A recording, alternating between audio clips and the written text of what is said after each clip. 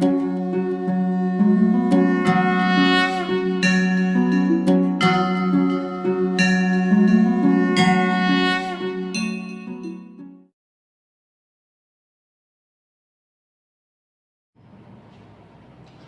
Morning દોસ્તો, કેમ છો મિત્રો? આજે ધોરણ 12 ની અંદર આપણે ચેપ્ટર નંબર 14 બાયોમોલેક્યુલ્સ જૈવિક અણુઓ ભણી રહ્યા છીએ.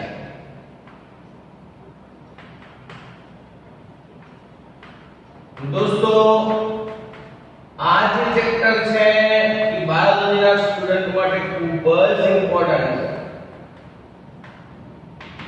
બરાબર છે?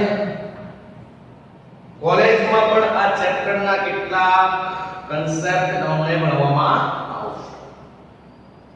સો what do you mean by biomolecules? જૈવિક અણુઓ કોને કહેવાય? મારા વાલા વિદ્યાર્થી મિત્રો, નામ પરથી જ ખબર પડે, જીવંત પ્રણાલીમાં રહેલા રસાયણોને જૈવિક અણુઓ કહેવાય. જીવન પ્રણાલી એટલે આપણી બોડીની અંદર જે રસાયણો ઉત્પન્ન થાય અથવા તો હોય એને કહેવાય જૈવિક અણુઓ. જીવંત પ્રણાલીમાં રહેલા રસાયણોને જૈવિક અણુઓ કહે છે. આવા જૈવિક અણુઓમાં કોનો સમાવેશ થાય? ખૂબ જ સિમ્પલ ઉદાહરણ તરીકે કાર્બોહાઈડ્રેટ પદાર્થ, vitamins, lipid, amino acid, protein, nucleic acid, અંતઃસ્ત્રાવો, उत्सेचकों वगैरह वगैरह वगैरह. दोस्तों, जीवन प्रणाली में રહેલા રસાયણોને જૈવિક અણુઓ કહેવાય. ઉદાહરણ તરીકે carbohydrate, vitamin, lipid, amino acid, protein, nucleic acid અને અંતઃસ્ત્રાવ. આ બધા જ જૈવિક અણુઓ વિશે આપણે આ ચેપ્ટરમાં ભણશું. દોસ્તો, આ જૈવિક અણુઓ એકબીજા સાથે આંતરક્રિયા કરીને શરીરની ઘણી બધી ક્રિયાઓના આધાર ઘટકો બને છે. બરાબર છે? આ જે જૈવિક અણુઓ છે એકબીજા સાથે પરસ્પર ક્રિયા કરીને શરીરના કેટલા બધા કાર્યો એના દ્વારા થાય. એટલે આ જૈવિક અણુઓ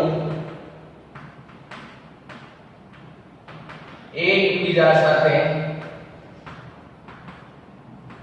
આંતરક્રિયા કરીને શરીરના કાર્યોમાં મહત્વનો ભાગ ભજવે છે.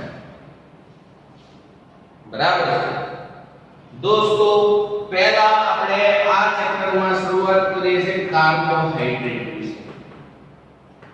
સો what do you mean by carbohydrate compound? General માહિતી આપો કાર્બોહાઈડ્રેટ. તો પહેલાના સમયમાં દોસ્તો કાર્બોહાઈડ્રેટને કાર્બનના હાઇડ્રેટેડ સ્વરૂપ કહેતા. એટલે તમને આમ પણ પૂછું કે હાઇડ્રેટ્સ ઓફ કાર્બન વિશે તો નોંધ લો. તો વ્યાખ્યા આપી હોય કાર્બોહાઈડ્રેટની તો દોસ્તો રાસાયણિક રીતે કાર્બોહાઈડ્રેટ સંયોજનો પ્રકાશ ક્રિયાશીલ પોલીહાઇડ્રોક્સી આલ્ડીહાઇડ અથવા પોલીહાઇડ્રોક્સી કેટોન છે, અથવા તો જેના જળ વિભાજન દ્વારા આવા પોલીહાઇડ્રોક્સી આલ્ડીહાઇડ કેટોન મળે છે એવા પદાર્થોને કહેવાય કાર્બોહાઈડ્રેટ્સ.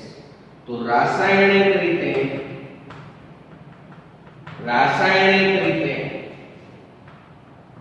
પ્રકાશ ક્રિયાશીલ અથવા તો એમ કહી દો રાસાયણિક રીતે કાર્બોહાઈડ્રેટ સંયોજનો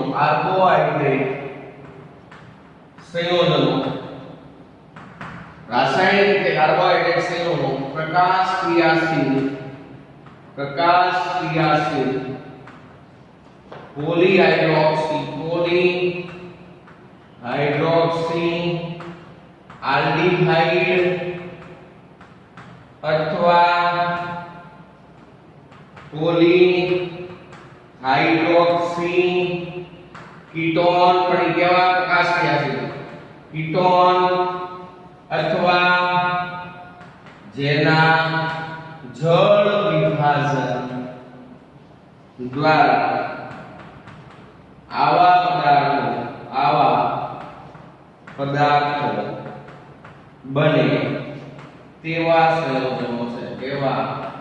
સંયોજનો છે બરાબર છે રાસાયણિક રીતે કાર્બોહાઈડ્રેટ સંયોજનો પ્રકાશ ક્રિયાશીલ પોલીહાઇડ્રોક્સી આલ્ડિહાઇડ અથવા પોલીહાઇડ્રોક્સી કીટોન સંયોજન છે અથવા તો જેનું જળ વિભાજન થાય આવા સંયોજન મળે એવા સંયોજન છે દોસ્તો કાર્બોહાઈડ્રેટ નું સામાન્ય સૂત્ર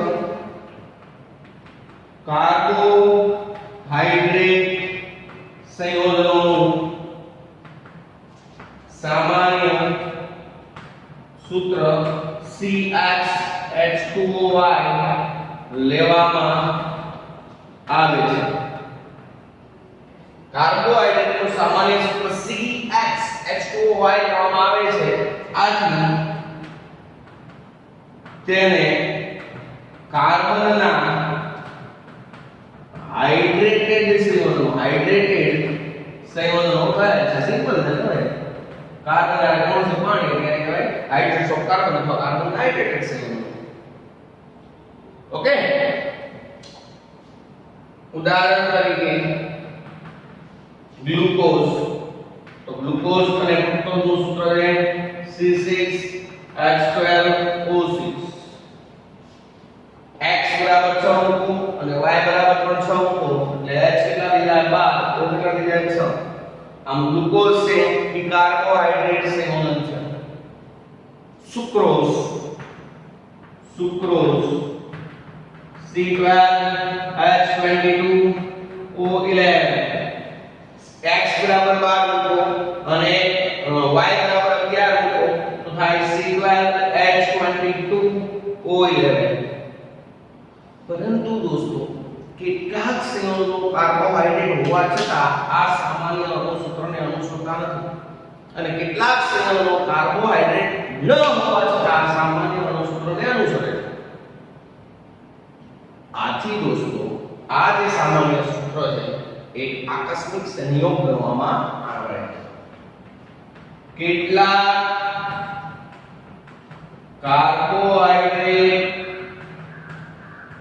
સંયોજનો માં ઉપરનું સામાન્ય સૂત્ર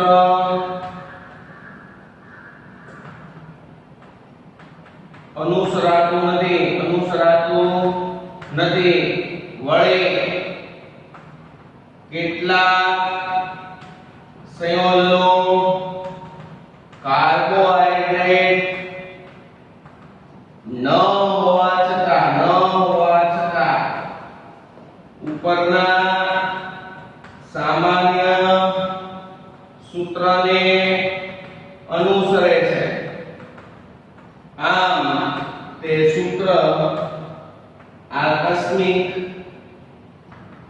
સંયોગ માનવામાં આવે છે એટલે કહેવાનો ઇન્ટેન્શન એવો છે કે આ મોટા ભાગના કાર્બનિક સંયોજનોમાં મોટા ભાગના કાર્બોહાઈડ્રેટ સંયોજનોમાં CHH2OY સૂત્ર અનુસરાય છે બાકી એવું ફિક્સ નહીં કે CHH2OY હોય એટલે કાર્બોહાઈડ્રેટ હોય એવું હોતું નથી હા પોલીહાઇડ્રોક્સી આલ્ડિહાઇડ પોલીહાઇડ્રોક્સી કેટોન હોવો બરાબર ઉદાહરણ તરીકે લઈએ આપણે તો જો HCHO આની કા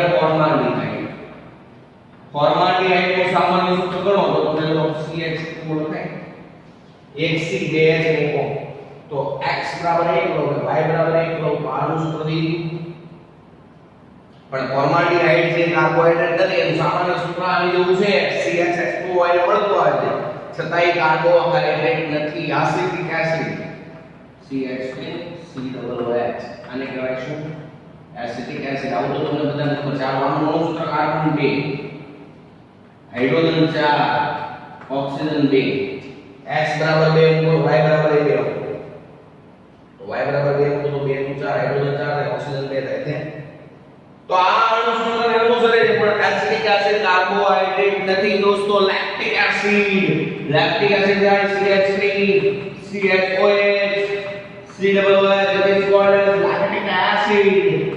Lactic acid નું સામાન્ય સૂત્ર છે કાર્બન કેટલા 3 C3 એ કેટલા 3 1 4 1 5 1 6 ઓ કેટલા એક અહીંયા બે અહીંયા ટોટલ ઓ કેટલા 3 C3 H6O3 X equal to 3 को Y equal to 3 को અણુસૂત્ર મળે C3H6O3 આને અનુસરે છે પણ કાર્બોહાઈડ્રેટ નથી. these all are not carbohydrate છે નહીં. સામાન્ય અણુસૂત્ર અનુસરતા હોવા છતાંય કાર્બોહાઈડ્રેટ નથી. જ્યારે રામનોઝ નું સૂત્ર છે C6H12O5 C6H12O5 અહીંયા 6 મૂકો અને અહીંયા 5 મૂકો તો હાઇડ્રોજન 10 થવા જોઈએ. કેટલા છે 12. આ અણુસૂત્રને અનુસરતું નથી છતાં આ કાર્બોહાઈડ્રેટ છે. છતાં રામનોઝ કેવો છે કાર્બોહાઈડ્રેટ.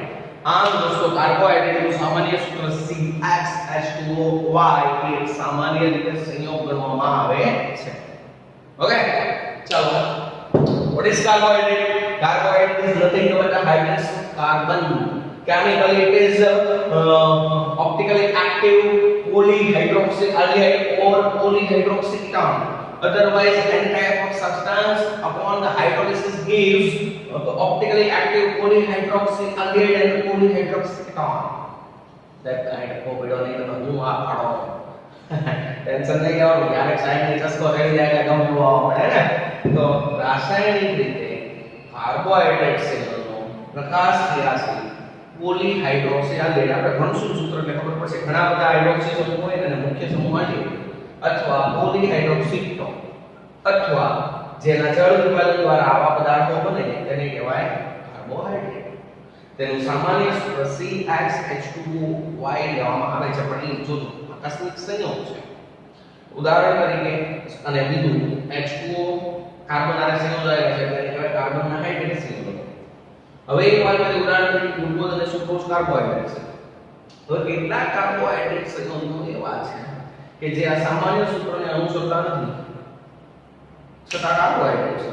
અને કેટલાક સંયોજનો આ સામાન્ય સૂત્રને અનુસરે છે છતાં કાર્બોહાઈડ્રેટ નથી. ઉદાહરણ તરીકે ફોર્માલ્ડિહાઇડ એસિડિક એસિડ અને લેક્ટિક એસિડ તેમના અણુસૂત્રો આ સામાન્ય સૂત્રને અનુસરે છે છતાં તે કાર્બોહાઈડ્રેટ નથી. જ્યારે રામનો C6H12O5 એનું સામાન્ય સૂત્ર સાથે કોઈ મિલાપ થતો નથી છતાં તે કાર્બોહાઈડ્રેટ છે. ઓકે ચલો લેજો.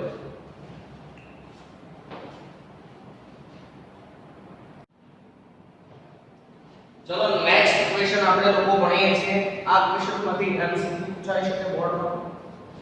કાર્બોહાઈડ્રેટ સંયોજનનું વર્ગીકરણ સમજાવો. કાર્બોહાઈડ્રેટ સંયોજનનું વર્ગીકરણ સમજાવો. Classification of carbohydrate compounds. દોસ્તો કાર્બોહાઈડ્રેટના જળ વિભાજનની પ્રકૃતિ દ્વારા તેનો મુખ્યત્વે 3 પ્રકારો વર્ગીકરણ કરવામાં આવે. એટલે એના જળ વિભાજન થાય તો મોનોસેકેરાઇડના કેટલાય ક્રમ મળે એના આધારે 3 પ્રકારે વર્ગીકરણ કરવામાં આવે છે. કાર્બોહાઈડ્રેટ સંયોજનો ના જળ વિભાજન ની પ્રકૃતિ દ્વારા તેનું મુખ્યત્વે 3 પ્રકારે વર્ગીકરણ કરવામાં આવે છે. કયા 3 પ્રકાર? તો એક મોનોસેકેરાઇડ,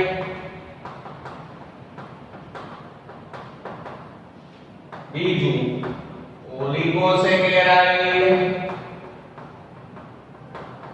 અને ત્રીજું પોલીસેકેરાઇડ. આમ કાર્બોહાઈડ્રેટના મુખ્યત્વે કેટલા પ્રકાર? 3. મોનોસેકેરાઇડ, ઓલિગોસેકેરાઇડ અને પોલીસેકેરાઇડ. એમાં પહેલા આપણે લઈએ મોનોસેકેરાઇડ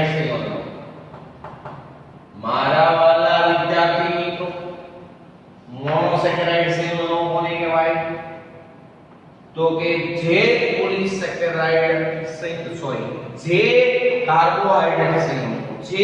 કાર્બોહાઈડ્રેટ સંયોજનોનું જળ વિભાજન થઈ શકે નહીં, અથવા તો જે કાર્બોહાઈડ્રેટ સંયોજનોના જળ વિભાજન દ્વારા વધુ સરળ એટલે નાના પોલીહાઇડ્રોક્સી આલ્ડિહાઇડ કે પોલીહાઇડ્રોક્સી કીટોનમાં રૂપાંતરણ થઈ શકે નહીં તેવા કાર્બોહાઈડ્રેટ કે કહેવાય મોનોસેકેરાઇડ, જે કાર્બોહાઈડ્રેટ સંયોજનોનું વધુ સરળ પોલીહાઇડ્રોક્સી વધુ સરળ પોલીહાઇડ્રોક્સી આલ્ડિહાઇડ કે પોલીહાઇડ્રોક્સી કીટોન અણુમાં જળ વિભાજન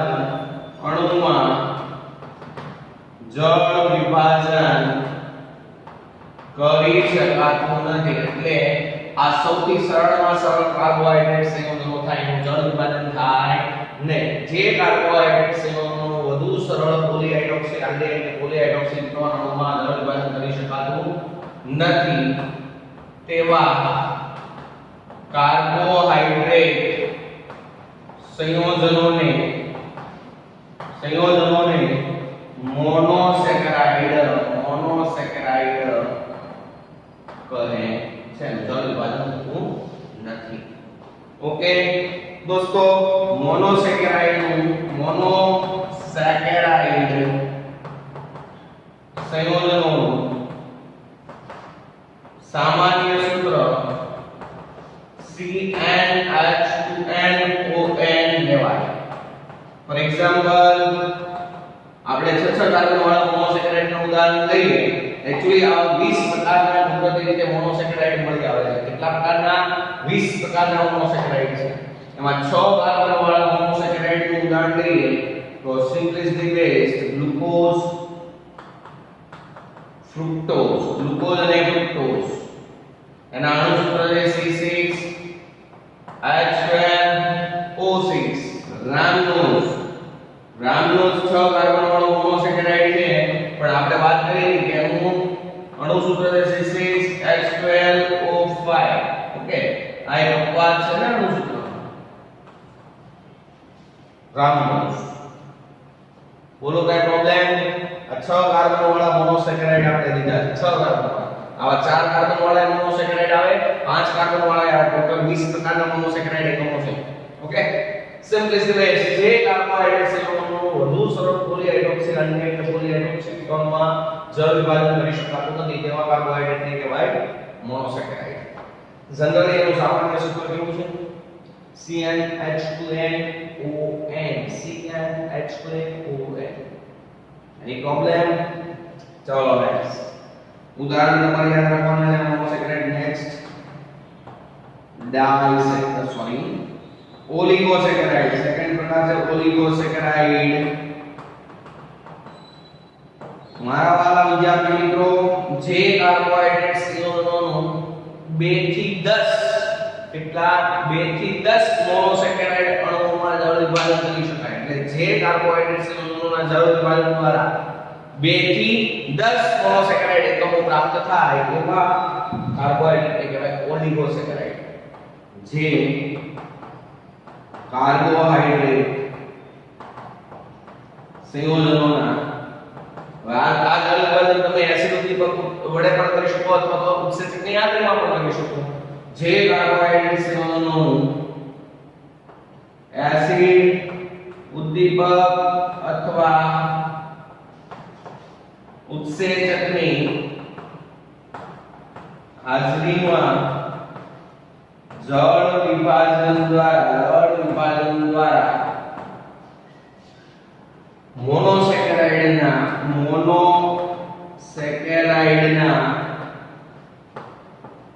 2 થી 10 અણુઓ પ્રાપ્ત થાય તેને ઓલિગોસેકેરાઇડ કહે છે.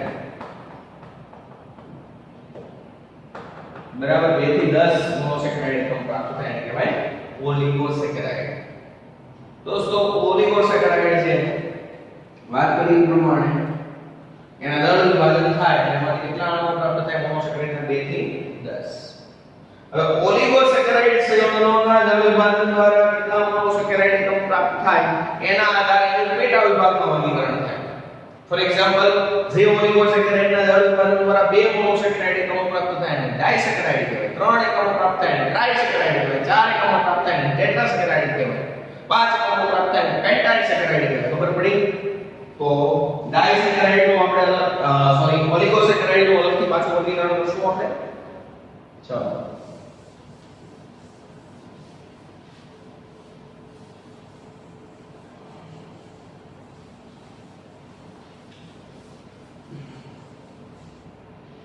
ઓલિગોસેકેરાઇડ માં આપણે 3 વર્ગીકરણ લઈએ. એક ડાઇસેકેરાઇડ, સિમ્પ્લિસ્ટલી બેઝ, જે કાર્બોહાઈડ્રેટ નું એસિડ ઉદ્દીપક અથવા ઉત્સેચકની હાજરીમાં જળ વિભાજન દ્વારા 2 મોનોસેકેરાઇડ એકમ પ્રાપ્ત થાય એને કહેવાય ડાઇસેકેરાઇડ. જે કાર્બોહાઈડ્રેટ સંયોજનોના ઉત્સેચક અથવા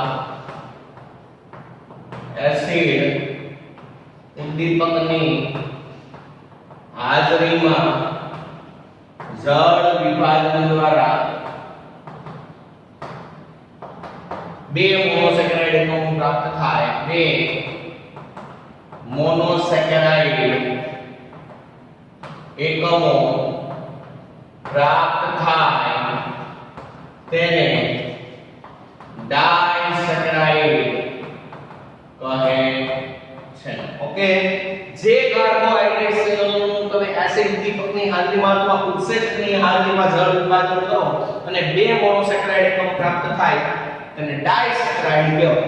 ફોર એક્ઝામ્પલ, આ ડાઇસેકેરાઇડનું ઉદાહરણ આપો સાહેબ. Maltose, sucrose, lactose, cellobiose. આ દોસ્તો આ બધા જ ડાઇસેકેરાઇડ છે અને 12 કાર્બન વાળા ડાઇસેકેરાઇડ છે. ડાઇસેકેરાઇડના સામાન્ય સૂત્ર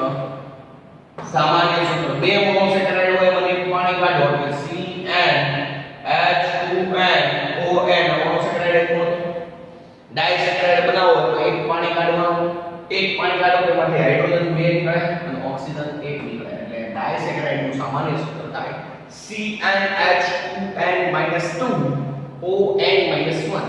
ઓકે ઓકે, ચલો. જ્યાં n બરાબર કાર્બન પરમાણુની સંખ્યા લેવાની. અહીં આ બધામાં કાર્બન હોય 12, કાર્બન 12 મૂકો તો હાઇડ્રોજન 12 નું 24 2 એટલે 22 O 12 1 એટલે લેવાય. જો કે આ બધા આકસ્મિક સંજોગ તરીકે માનવામાં આવે છે. એક્ચ્યુઅલી કાર્બોહાઈડ્રેટ સંયોજનો તો એમાં રહેલા ખાસ પ્રકારના ક્રિયાશીલ સમૂહના આધારે છે. ઓકે, ચલો તો ડાઇસેકેરાઇડ નું કામ થઈ ગયું. નેક્સ્ટ વાત કરો ટ્રાઇસેકેરાઇડ. સેમ ટુ સેમ ફરક ખાલી એટલો આ વ્યાખ્યાનમાં જાતે લખવાની બરાબર. જે કાર્બોહાઈડ્રેટ સંયોજનોના ઉત્સેચક અથવા એસિડ ઉદ્દીપકની હાજરીમાં જળ વિભાજન દ્વારા 3 મોનોસેકેરાઇડ એકમો પ્રાપ્ત થાય. જો એટલું કોમન છે એટલું કોપી કરવાનું અને અહીંયા પેસ્ટ કરી દેવાનું.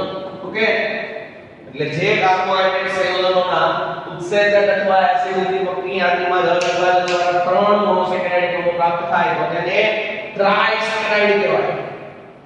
અને ટ્રાઇસેકેરાઇડ કહેવાય એટલે એક મોનો પાણી જોડે જોડાય તો ડાયમંડ.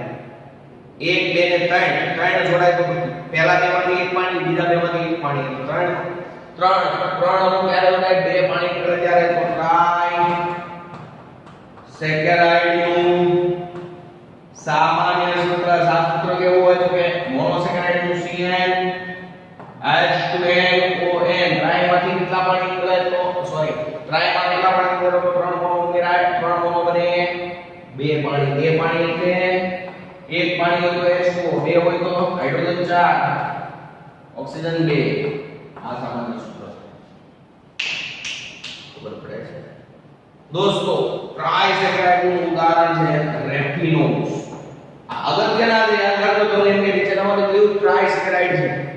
ચાર નામ આપી દીધા હોય સુક્રોઝ, રેફિનોઝ, સ્ટ્રેચિલોઝ, સ્ટાર્ચ. આ રીતે રેફિનોઝ ને દોસ્તો મેલિટ્રાયોઝ પણ કહેવાય. શું કહેવાય?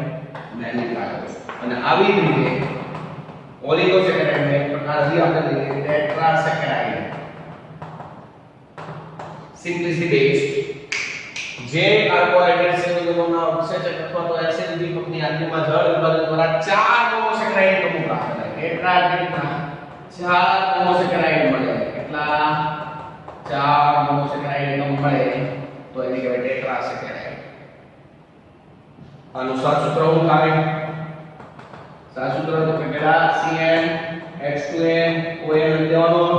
તો ટેટ્રાસેકેરાઇડમાં કેટલા પાણી ઉમેરો? તો ચાર અણુ છૂટા પડે. તો આવી રીતે જોડાવેલા 1 2 3 આ ચાર એકમ છે. આ બેન જોડો હોય એક પાણી, આ બેન જોડો હોય એક પાણી, આ બેન જોડો હોય એક પાણી. તો ટોટલ 3 પાણી નાખો એટલે આ ચારે અડગ પડી જાય ને. આમાંથી 3 પાણી કાઢો એટલે ધારો કે આ ચાર ને ભેગા કરવા હોય તો કેટલા પાણી કાઢવા પડે? એક એક પાણી ને કાઢો તો 3 પાણી કાઢવા પડે. 3 પાણી કાઢો તો કેટલા? x નીકળે 6, o કેટલા નીકળે 3. ઓકે, તો આ સૂત્ર થાય કોનું?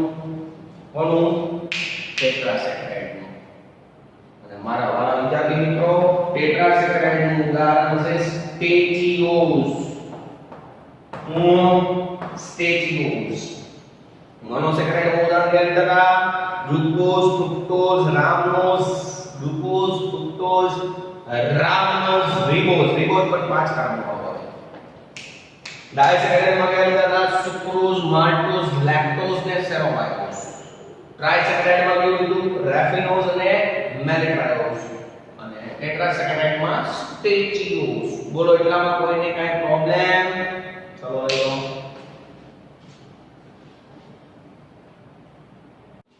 લાસ્ટ પ્રકાર કાર્બોહાઈડ્રેટ નો પોલીસેકેરાઇડ. દોસ્તો જે કાર્બોહાઈડ્રેટ સંયોજનોના જળ વિભાજન દ્વારા અનેક મોનોસેકેરાઇડ એકમો પ્રાપ્ત થાય અને ઘણા બધા જેનું જળ વિભાજન ન થાય મોનોસેકેરાઇડ, જળ વિભાજન થાય 2 થી 10 મોનોસેકેરાઇડ એકમો પ્રાપ્ત થાય તો ઓલિગોસેકેરાઇડ. અને ઘણા બધા જે કાર્બોહાઈડ્રેટ સંયોજનોના જળ વિભાજન દ્વારા મોનોસેકેરાઇડ ના અનેક અણુ પ્રાપ્ત થાય તો તેને પોલીસેકેરાઇડ કહે છે. ઉદાહરણ તરીકે સ્ટાર્ચ, સેલ્યુલોઝ, ગ્લાયકોઝન, ડેક્સ્ટ્રીન વગેરે વગેરે વગેરે. દોસ્તો સ્ટાર્ચ અને સેલ્યુલોઝ નું અણુ સૂત્ર શું છે?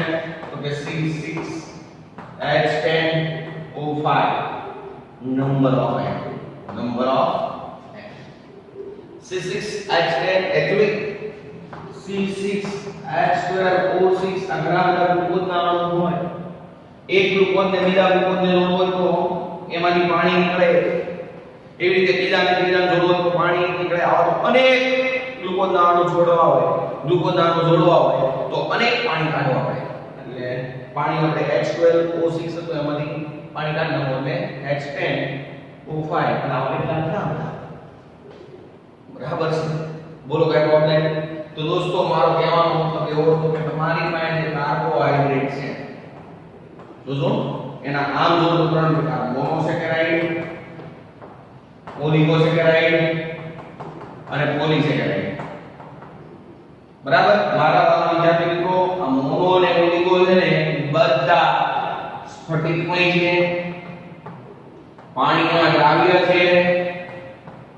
મોનોસેકેરાઇડ અને ઓલિગોસેકેરાઇડ બધા સ્ફટિકમય, પાણીમાં દ્રાવ્ય અને સ્વાદે ગળ્યા છે.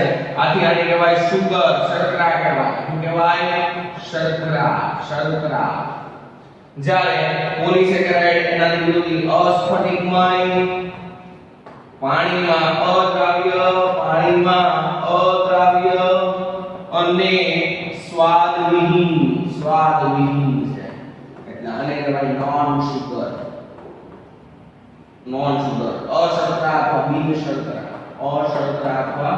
બિન શર્કરા. ઓકે, બધા જ મોનોસેકેરાઇડ અને ઓલિગોસેકેરાઇડ સ્ફટિકમય, પાણીમાં દ્રાવ્ય અને સ્વાદે ગળ્યા, આથી એને શુગર કહેવાય, શર્કરા કહેવાય. જ્યારે બધા જ પોલિસેકેરાઇડ છે અસ્ફટિકમય, પાણીમાં અદ્રાવ્ય અને સ્વાદવિહીન છે, માટે એને અશર્કરા, બિન શુગર અથવા તો નોન શુગર તરીકે ઓળખવામાં આવે છે. એની પ્રોબ્લેમ તો આજનો કન્સેપ્ટ છે એમાંથી એમસીક્યુ પૂછાય, ચાર ઓપ્શન આપવાની તમને કે આમાંથી ડાયસેકેરાઇડ લેવો છે અથવા તો ટેટ્રાસેકેરાઇડ લેવો છે અથવા તો સ્ટેચિઓઝ કયા પ્રકારનો કાર્બોહાઈડ્રેટ છે અથવા તો ગ્લાયકોજન કયા પ્રકારનો કાર્બોહાઈડ્રેટ છે, મોનો, ડાય, ઓલિગો કે પોલી, આવી રીતે પ્રશ્ન તમને પૂછી શકે. ચલો લેજો.